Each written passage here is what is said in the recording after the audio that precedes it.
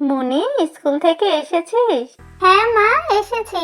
জানো মা, আজকে স্যার পড়ানোর সময় শিয়ালের গল্প বলছিল কি শিয়াল নাকি খুব চালাক প্রাণী।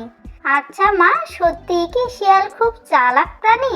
হ্যাঁ মা, তোর শিক্ষক ঠিকই বলেছে, শিয়াল খুব চালাক প্রাণী।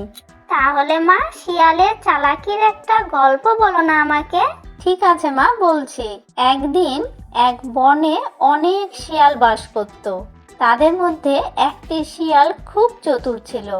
একদিন খাবারের খোঁজে ঘুরতে ঘুরতে সে একটি ফাঁদের মধ্যে পড়ে গেল। ফাঁদটি ছিল শিকারির পাতা। অনেক চেষ্টা করার পর সে কোনো মতে ফাঁদ থেকে বের হতে পারল, কিন্তু বের হওয়ার সময় তার লেজটি কেটে গেল। লেজ ছাড়া শিয়ালটি খুব লজ্জা পেল। সে ভাবতে লাগলো, এখন আমি অন্য শিয়ালদের সামনে কিভাবে যাব? তারা তো আমাকে দেখে হাসবে। অনেক ভেবে সে একটি কৌশল বের করলো। সে বনের সব শিয়ালদের ডেকে বলল, বন্ধুরা, আমি একটা বড় বুদ্ধির কথা আবিষ্কার করেছি। লেজ থাকা আসলে খুবই বিরক্তিকর।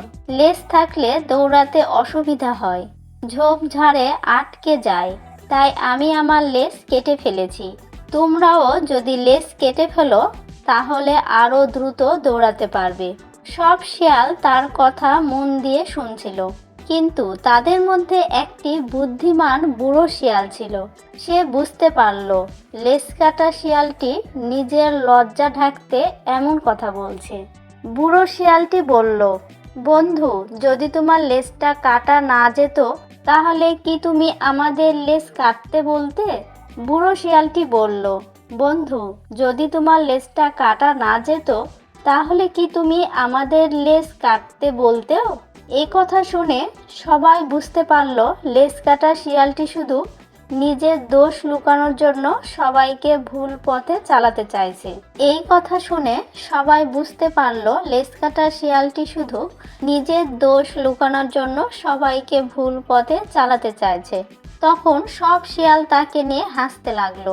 লেজ কাটা শিয়ালটি খুব লজ্জা পেল এবং চুপ করে সেখান থেকে চলে গেল। নিজের দোষ ঢাকতে অন্যকে একই ভুল করতে উৎসাহ দেওয়া ঠিক না। শুনেছিস মা গল্পটি? এটা হচ্ছে একটা লেজ কাটা শিয়ালের গল্প। হ্যাঁ মা, শুনেছি।